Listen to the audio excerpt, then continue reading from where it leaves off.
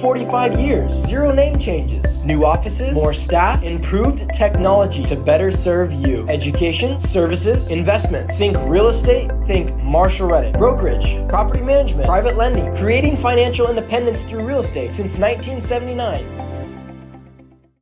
Okay, I'm going to go ahead and get started here. My name is Cameron Carlson. I'll be presenting on one of our more popular topics, how to buy investment property in 2024. Very excited for our presentation today.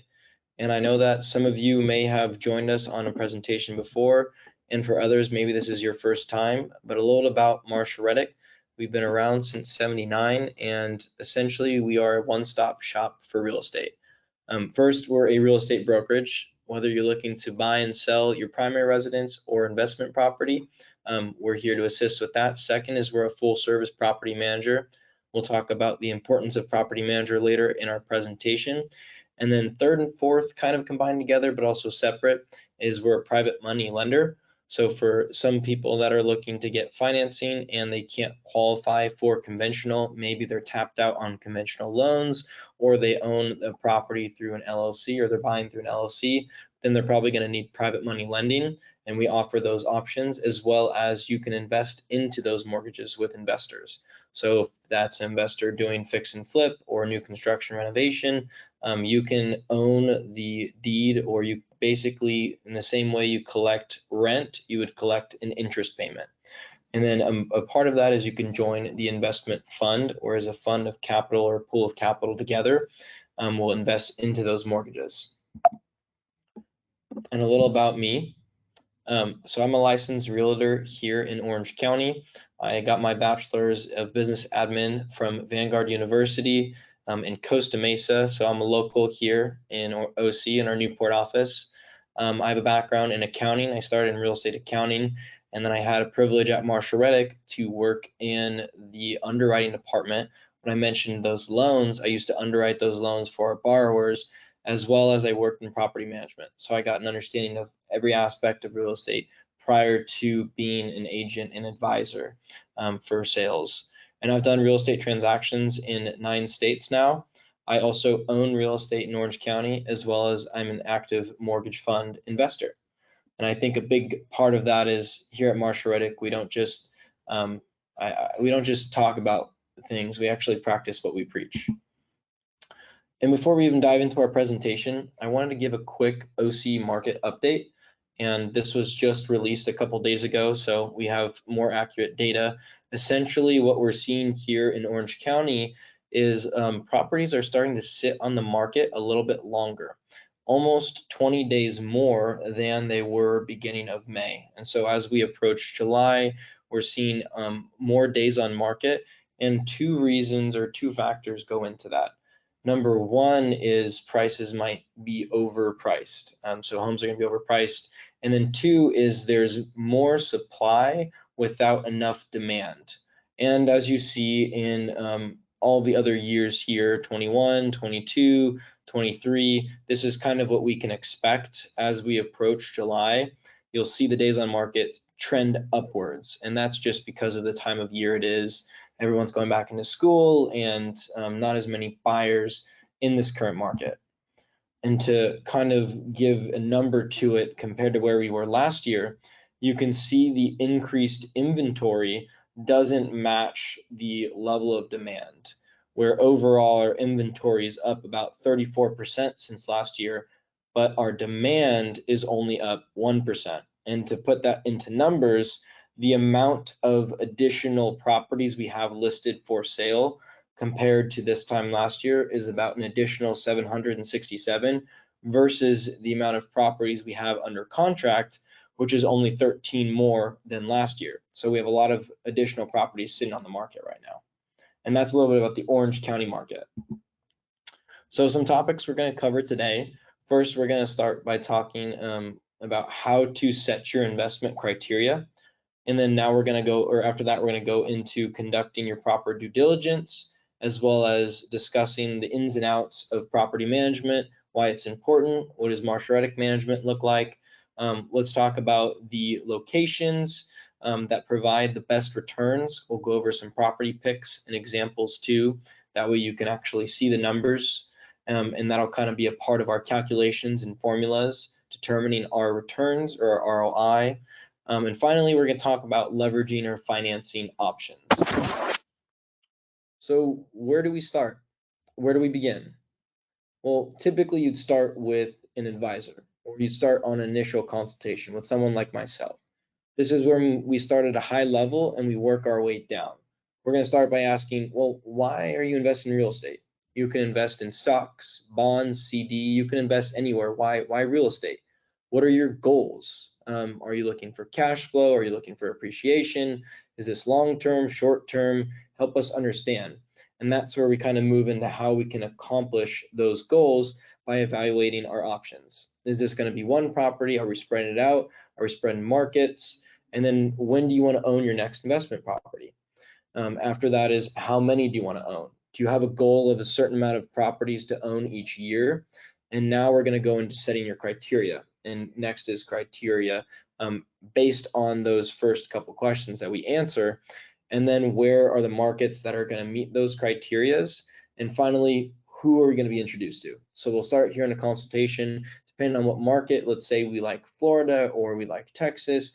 We're going to introduce you to an agent in that market that can help us with the transaction, as well as a lender that can help us with pre-approval, as well as insurance or whatever that looks like. So we'll help introduce you to all of those key players. And when you're filtering through your criteria, there's a couple different pieces that we need to look at. First is, what is our maximum purchase price? What can we qualify for? Or what do you want to purchase? What does that price look like? What is the property class you're looking for? Well, how do we determine property class, Cameron? I'll show you in a second. Are you looking for single family homes? Are you looking for multi-family homes? What about the condition of the home?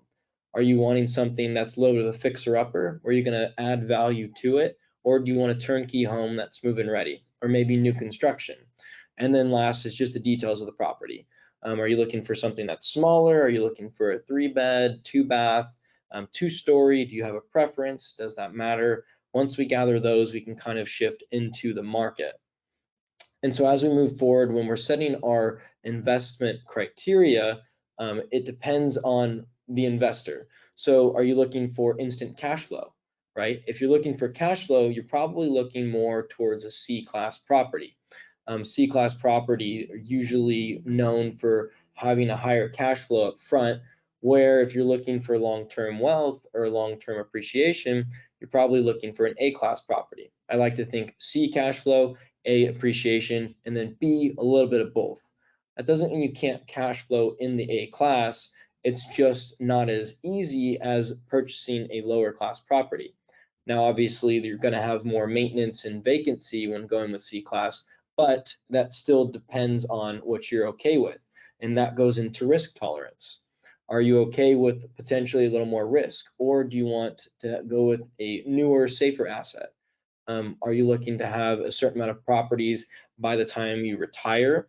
Is your real estate portfolio going to be your retirement plan? If so, how do we plan for that? Can you qualify for conventional, or are you going to have to go with private financing? Obviously, private financing is going to have significantly higher interest rates. That's going to eat into your cash flow, and it might change the type of investment we can go with.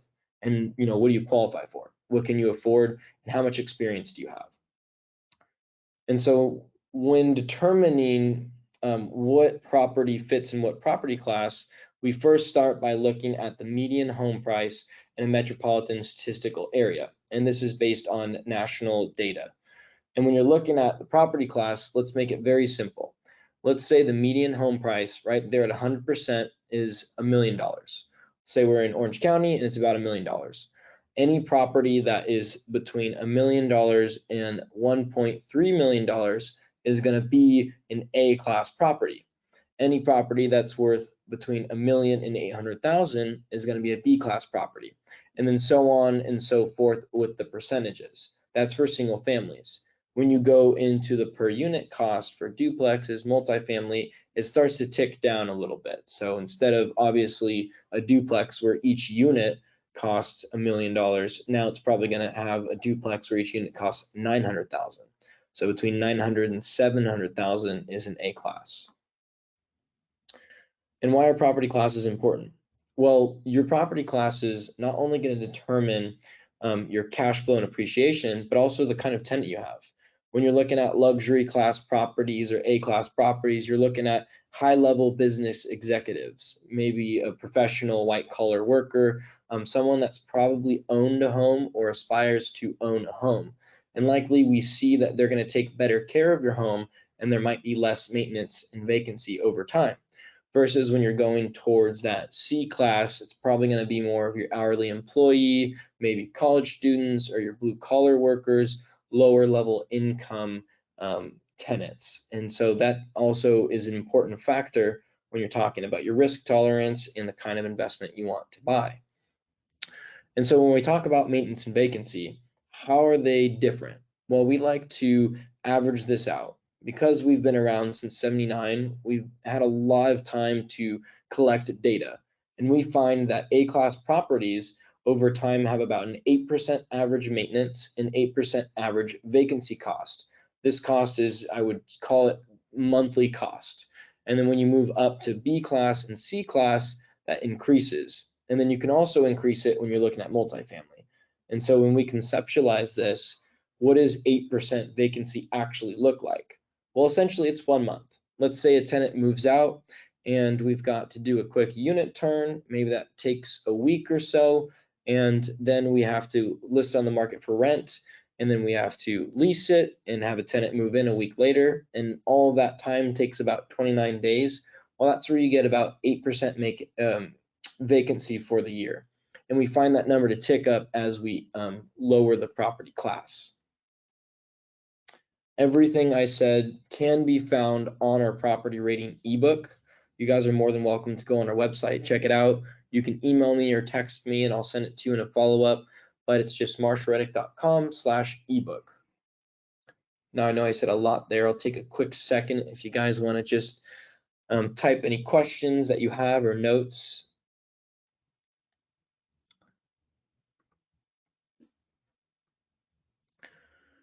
And then as we're moving along, once we've kind of identified our specific investment criteria, how do we choose what market to invest in? Where to invest? Well, there's a couple factors that come into play. First is we want to make sure there's a really good job market there.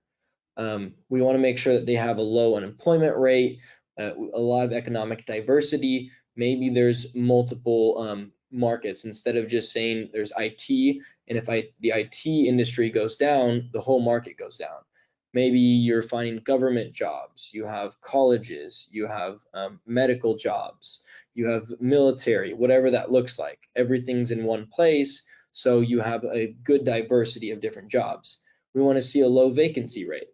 We want to see a place where tenants are renting homes quickly and they stay for a long time. Also, housing affordability is going to be important for investments. It's a lot easier to buy a $300,000 investment in Texas or in Tennessee versus a $1.5 million investment where it's going to be harder to cash flow with those same numbers. So we like a low barrier of entry. And then we're going to move into, is this a landlord-friendly market? Some states or some cities favor landlord versus tenant laws. And it's easier as a landlord when you're in a more landlord-friendly area. And then what's the education system? We want to make sure that there's good schools, good education, good school districts, maybe a university, like I mentioned, good high schools, because families tend to gravitate towards those. And we like having that stable family as our potential renter. And then last, is there a reliable amount of property management? You don't want to be stuck in a market where there's only 3 property managers and you've already tried the first 2 and you're not sure if the third's good or not, but you don't have another choice. It's important that the property managers are competitive with one another. They're offering good rates and quality service. And when you have a good choice of property managers, it tells you that that market is a good market for investors. So what markets is Marshall Reddick in? What markets that we deem fits those criteria? Well, first, we are in California. That's where you're going to see our markets in Los Angeles and Orange County and Riverside. That's kind of where home base is. But as far as our out-of-state investment markets, we have offices in San Antonio, Austin, New Braunfels, Houston, and then over into Tennessee, we've got Clarksville in Nashville, and then we also have an office in Cape Coral, Florida. This is some of our team members here. When we start with the top left, you're going to see some of our New Braunfels office there. In the top right, it's going to be San Antonio. Bottom right is going to be our Tennessee team. And you're going to see our Newport office down in the center. And then bottom left is going to be some of our Florida team members. So this kind of puts faces to the names or to the people just to show you who we are. And then it's important to note that we like to target the suburbs of these major metropolitan markets. All of these dots that you see are going to be properties that Marshall Reddick manages. Whether those are single families or multifamilies, the pinpoint represents a property that we currently manage. And you may be asking, well, why the different colors? Well, when you have a pretty large size portfolio, we have multiple property management teams. And this is just for us to see the color coding is the different teams and which team manages which area. But essentially, you'll see that they're not really in the center of the metropolitan, and we have larger clumps outside in the suburbs where you've got really good family-friendly school district area, good school district areas. And so why buy in a major metropolitan? Well, first of all, there's a very large base of tenants, a lot more tenants to choose from. And you're going to see, as we mentioned, extreme economic diversity. So a lot of employment options, different employers offering different types of jobs. We want to see a good selection of property management companies. That way we're competitive. You know, the pricing is fair and the quality of service is fair. And then we want to see a future population growth. So I know some of you may have followed the Texas market. If not, you've probably seen a little bit of a boom in the past 5 to 10 years, especially in that San Antonio, Austin area. That's a good part of a large metropolitan. And then obviously larger markets have a higher overall appreciation. And then in these large markets, why are the suburbs important? Well, usually the suburbs is where you attract families. This is where you have the good school districts. This is where everyone wants to plant their roots. There's lower crime rate there, and it's kind of where the I would say metropolitan is expanding. So you're going to see tract home communities, brand new construction, a little bit nicer, newer, upgraded, as opposed to in that downtown where things are a little bit more dated and have been there for a while. So we like seeing that suburb, I would say, scenery for our investments, and there's a lot of room for growth. Any of our markets that we currently operate in, you can actually see them on our website and see why we chose them, as well as get specific data for those market. You can just go to marshallreddick.com/market data. I'm also happy to send those in a follow-up as well. So how do we measure the success of our investments? Well, essentially, there's 2 ways to measure the success, or I'd say 2 easy ways. First is the cash flow. What is your cash on cash return, right? How much are you pocketing each month after you pay all of your fixed expenses?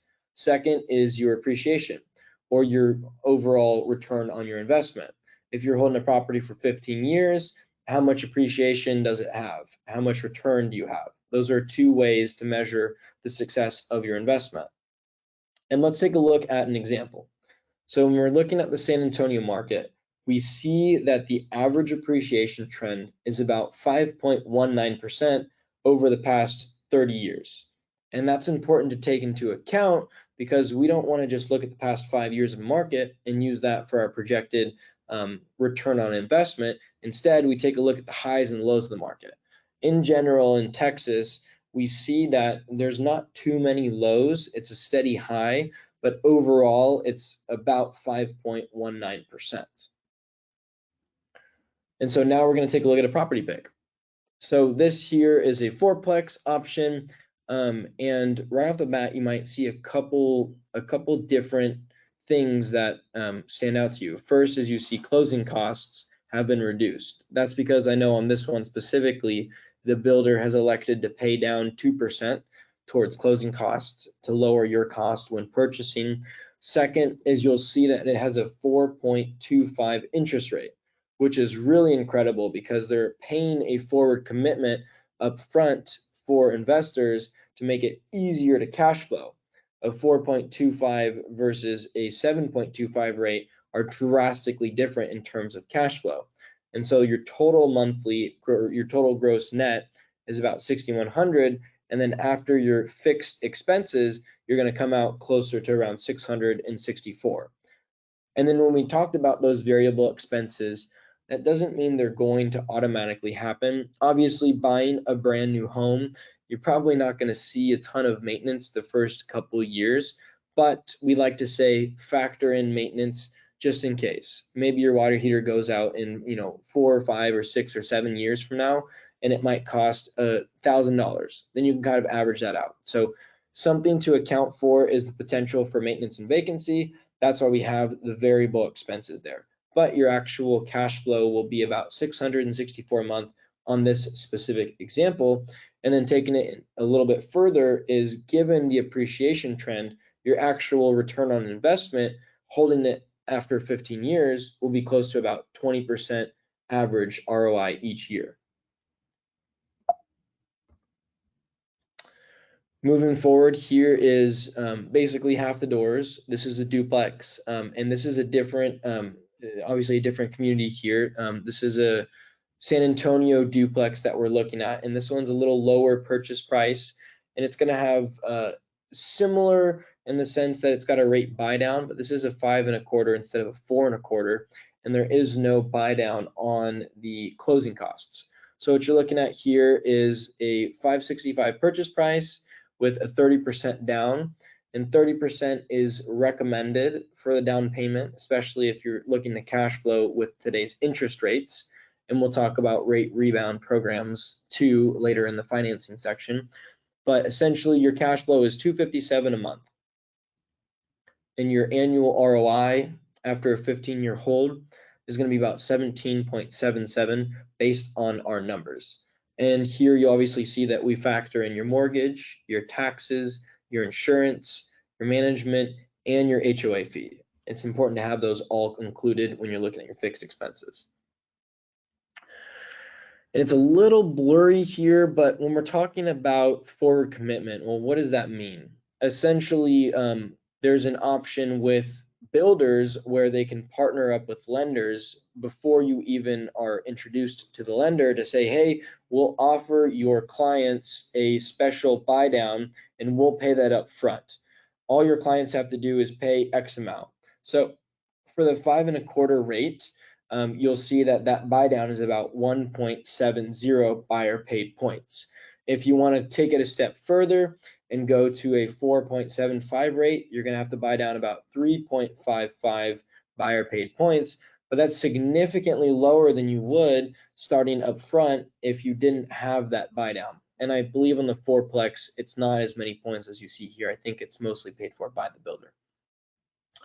And if you want to talk more about that, just let me know. We can kind of explain the details of those forward commitments. But let's take a look at another market. Here we're going to look at Florida. Now you'll see in Florida, it's going to have a 4.58 appreciation trend averaged out. However, it doesn't have the same graph that you saw in Texas. Here in Florida, it's kind of got a little bit of an up and down depending on the market. And so that's how you know it maybe goes more with the flow of what the market's doing. However, overall, the appreciation is similar to what you saw in Texas there. Now let's look at an example. Something we see in Florida is we tend to have a lot higher cash flow. This one specifically for 542,000, we're seeing these cash flow close to about 1,000 a month. And then even given your worst case scenario variable expenses, you're still at about 400 cash flow a month. And so these have been a popular option. And I know some people might say, oh, it's Florida. What about like weather? A lot of what we see in these is these are pretty inland. So they're far off. And that way insurance is not as high, not as susceptible. And then the new standards for building are extremely, I would say, stable compared to where they used to be. It's almost like a cinder block wall. So they're not going anywhere, and they definitely have new standards. However, when you're looking for just cash flow, we tend to say Florida is going to be that market that hits those numbers the best. And that's why this one you obviously see with the $1,000 cash flow off the bat, and that's with no rate buy down.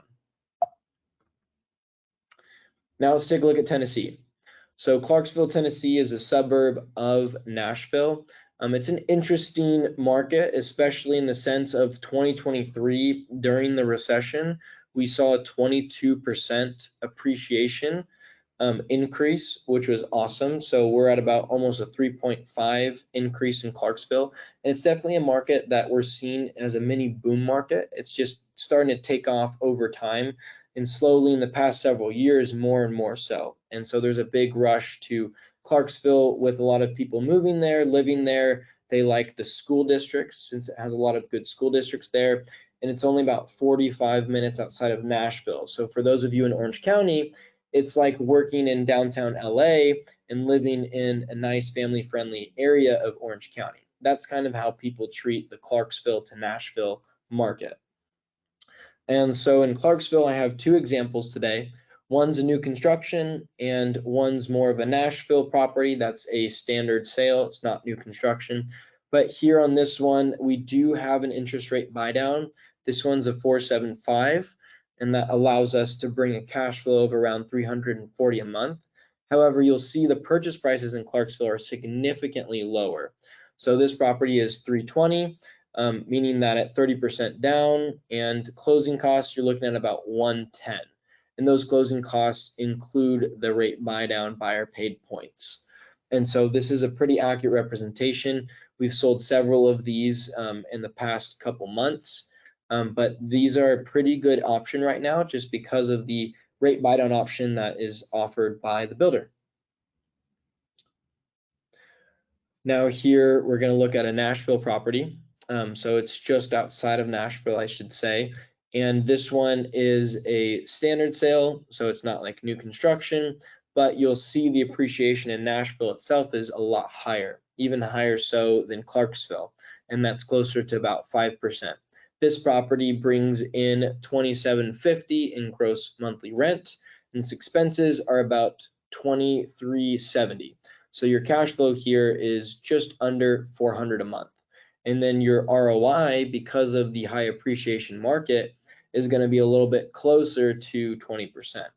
And then you'll see that the maintenance and vacancy, those numbers are at 8%. When you're going with a standard sale property, I would just go with the standard maintenance and vacancy. When you're going with a newer property, obviously you're going to have lower maintenance, and sometimes it's more attractive to tenants to be the first one renting. It's very easy to rent those quick as well in the first 5 years. So moving from our property picks to property management. What is professional management? Why do I need property management? Well, first, it protects your identity. Your property manager is your main point of contact with the tenants. You don't want to obviously get a call at 2 a.m. saying my water is not working. What do I do? That's what property management's for. They have an emergency line. They're going to pick up the calls. They're going to estimate out bids for you. They're going to send you 1, 2, 3, 4, however many estimates is needed, and then you're going to give them the final approval, and they'll schedule the work to be done. And it's important that they do it in a timely manner, because every day that a maintenance item is sitting, especially emergencies, can be added dollars or an added cost. So you want a company that's responsive, responds quickly, especially if there's an emergency. They're going to obviously run through the rental market. So when you're looking at Marshall Reddick in Texas, in San Antonio alone, we have about 800 properties. We know the market. We know how much your property is going to rent for. We're also going to be the ones to rent it quickly. Our average days on market is about 2 to 4 days there in San Antonio. And that's just because of our market knowledge and understanding. And we're going to provide you feedback based on your property of how much it'll rent for. So we don't just say this is the property that you're going to buy and this is how much it rents for. We know how much it's going to rent for. Likely we have 3 or 4 in the community already that we currently manage.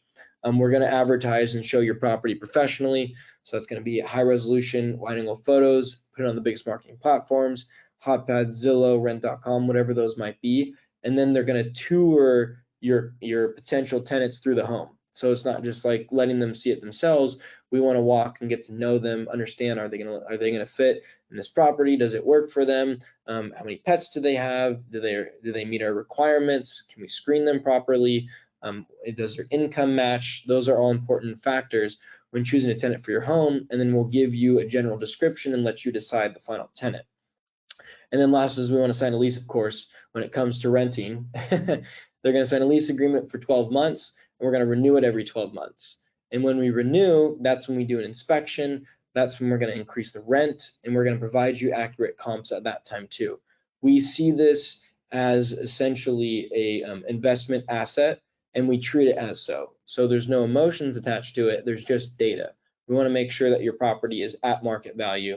Doesn't matter when, we always provide you the correct data as the lease renewal comes up. We're going to collect rent, disperse it on the 10th of every month. Good property manager is going to do your accounting. They're going to provide you monthly statements with all of your income and expenses. You could also run those yourselves with our software. They're also going to send you annual reports and send you a 1099. It just makes it very easy for you to do your taxes. Those are all things that a property manager should do for you, as well as those inspections that you'll see. Periodic inspections are important.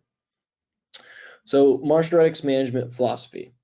We believe we should only make money when you make money. And what I mean by that is we charge a percentage of the rent collected. So when you collect rent, Marshall Reddick collects their management fee. Out of state, when I say out of state, anywhere outside of California, our management fee is going to start at 9% for the single families. And then as you increase doors, the management fee decreases. California, just because of the sheer price difference, management fee starts at 7%. And then as you increase doors, same thing, it goes down. And then we're going to have a leasing fee. What's the leasing fee? Well, that's 50% of the first month's rent. And I always say, if you're on the fence of going with someone who's got a free leasing fee versus a 50% leasing fee, if it takes them 2 weeks longer to lease it, our leasing fee is free. That's a good way to look at it. So understand how they lease and what they do as a part of their leasing. And last is we have a renewal fee. So our only 3 fees are management, leasing, and renewal. Renewal is when we do the full inspection of the home and we're going to increase the rent. That's going to be 15%. And then we have maximums and minimums as well. And all of those can be found on our website. So what sets management companies apart? Well, first, what software are they using? Do they have a good software in place? I know for us, we pay for one of the best softwares out there. It's called Appfolio. This is where, especially with our owners that have a lot of properties, you can see everything in one place. There's one login, one portal. You'll be able to kind of track the progress of each of your properties. Next is there a conflict of interest with maintenance? Because we don't believe we should profit when you lose money, we don't charge for maintenance. Instead, we outsource it to our list of third-party vendors that are all licensed, bond, and insured. But there are companies out there that have their own in-house maintenance team. We find this to be a conflict of interest because you have no idea how much they're profiting. They might have 3 or 4 repairs each month that they're tacking on 5 to 15%, and their management fee that seems low is actually really high. So I would always ask companies, how much are you profiting on maintenance, and beware of the conflict of interest there. Next is, how important is the quality of service?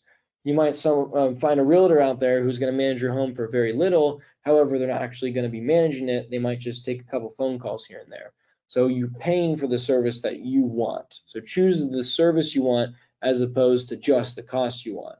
And you'll find that they kind of meet in the middle. Next is responsiveness. Is your company going to respond to an emergency call right away, or does it take them 3 days and you've lost a lot of money in repairs that's needed? Responsiveness is important. Look at online reviews. Feel free to look up Marshall Reddick on any of our offices to see what others say about us. And then, is there a cancellation policy? Our typical cancellation is going to be about 1 year, and then it renews on a month-to-month. Some companies have it renewing always with the lease agreement. So look out for that too. You don't want to get locked in for a long time. Now let's talk about conventional financing. So Reed can't make it today, but I will give a quick introduction to Reed. Reed's been our lender for, I want to say, over 18 years now, and he funds about 90% of our loans. He's funded my loans on my purchase as well. He's a great guy, a family man himself, but he's very knowledgeable about real estate. He owns investment properties in pretty much every market that we operate in. And so he gets it and he understands it. And he was at one point one of the top lenders in the nation. But Reed's going to be your contact to get you pre-approved, to understand how much you can qualify for, what interest rate you'll get, what is the monthly payment going to look like. That's a pretty good next step when you're wondering, well, okay, I have the consultation, where next? We'll connect you with Reed Hazard. He's with CMG Mortgage. And once again, just his contact information. Feel free to take a picture of that. I can always send it to you in a follow-up. So really, to summarize everything, Marshall Reddick is kind of a one-stop shop. So you'll start with the advisor, someone like myself. We'll have the initial consultation call. When you're ready to be pre-approved, we'll connect you with a Reed, and Reed will tell you, hey, this is what you can qualify for. This is your rate. We can get a buy down on this property. After that, we're going to identify the properties that you want, and we're going to connect in a realtor. Once again, the advisor is still the main point of contact, just looping in the key players. I like to think of it like a quarterback with a bunch of receivers and running backs that you can throw the football to when you need them to make the play. And you'll connect a realtor, let's say a Texas realtor. After that is obviously we have our preferred inspectors, insurance agents, and we do property management. The goal is that everything's done in one place. There's no confusion. You don't have to go out looking for it. And we'll provide you obviously quality service and reviews of anyone that we do recommend, but likely we've used them for many years on many different transactions, and we trust them and we know that they have a good track record. The key principles to investing is you really want to make sure when you invest in real estate that it's scalable. You don't want to, a lot of times what we see when you're doing fix and flip properties, if that's not your full-time job, is it becomes less scalable. It's harder to do it more often because of how much time and effort it takes and how many things can go wrong.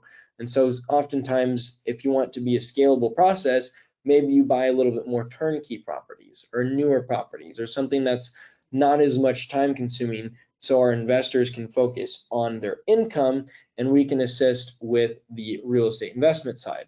Work with a company that does both real estate and property management. The last thing you want is a realtor that tells you all of these fancy rents for this property, promises you a bunch of things, and then doesn't have to manage it, so they don't have to follow through with what they said. They sell you the property, it rents for $500 less, and you're upset, but there's nothing you could do because they don't manage it. We have to uphold that because we manage the properties and we maintain the relationships.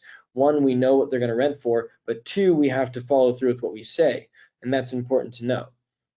And the only time that you should have to spend your own money is when you're acquiring the property. The goal is that the property pays for itself. And so if you have cash flow, maybe set some of that cash flow aside each month to prepare for a maintenance item or for a vacancy or whatever that looks like. And when you have a good property manager, they're going to make sure that your asset is taking care of itself. And something else too is 5 to 10 investments over 5 to 10 years is a lot of the key goals for our investors, and diversified. So you don't want to buy 5 to 10 investments in the same neighborhood. A lot of times we see investors wanting to diversify into multiple markets, multiple neighborhoods, multiple states, whatever that looks like for you, depending on your goals.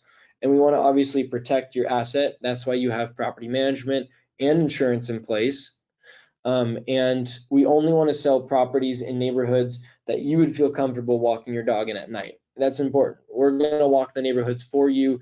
We have a standard that we want to upkeep. A lot of those properties are on our website. We don't even upload properties on our website that we don't feel comfortable managing. So, of course, we're talking about all of the positives, but what are some of the potential risks associated with investing in real estate? First is vacancy. When a tenant moves out and you have to either do a unit turn or you have to re-rent it, you're going to have days where you're not collecting any rent. Second is you're going to have maintenance. It doesn't matter whether it's a brand new property or it's a 30-year-old property, there's going to be maintenance that comes up, and it's something that you've got to think and account for. Another thing is property values. Sometimes property values decrease. As we saw in our data, we choose markets where over time they increase, but that's a potential. And of course, natural disasters. Natural disasters can always happen. So how do we eliminate those risks? Well, when it comes to vacancy, a lot of times when you get a higher property class, you're going to see lower vacancy. Similar, we want to buy in those major metropolitans where there's a higher amount of renters and a lower amount of vacancy. Also, hire a professional property manager. Professional property manager will rent your home quicker and to a better qualified tenant that might stay longer. When it comes to maintenance, get a home inspection when you're buying the home. Even if there's a waived contingency, still get one. That way you can have an understanding. It's important to know the condition of your home and what you should and shouldn't do maintenance-wise, preventative maintenance that you can do. That's always something that we like to look out for. Once again, a higher property class is going to have less maintenance. And then sometimes newer construction or turnkey properties are usually going to have less maintenance as well. Even on those new construction properties, you'll have builder warranties in place. These warranties are going to cover the interior. They're going to cover a couple years of electrical, plumbing, foundational for 10 years, whatever those might be. And that's something that's huge, especially when you as an investor wanting to be more cautious. Now, property values. Well, we would always recommend putting at least 20 to 30% down to make sure that your property is cash flowing while not putting all of your eggs in one basket, being too high or over leveraged. And second is natural disasters. Well, insurance. If there's a natural disaster that you're worried about, or if it's in the area, there's a potential for really anything. Make sure that your insurance covers it. Anything that we've shared tonight or any questions you may have, you can always go on our website under the Learn page, marshreddick.com/learn. If you say, hey, I want to learn more about 1031 exchanges, feel free to look up 1031 exchanges. You'll see a little search bar there right above where it says filter by category, and pretty much anything real estate you can search. And feel free, if you have questions, to also ask myself or any advisor that you might be working with. Last but not least, I know we said a lot today. Feel free to schedule a consultation with myself. You can text me or email me. I'd love to set up a complimentary consultation with you. We can kind of get that criteria and next steps started. And that's really where we go from here. Thank you so much. I appreciate you guys for joining me tonight. If you have any questions, you can type in the chat, or feel free. There's going to be a quick survey after. The survey is going to ask some questions about the presentation. You can type them in there. But without further ado, thank you and have a great night.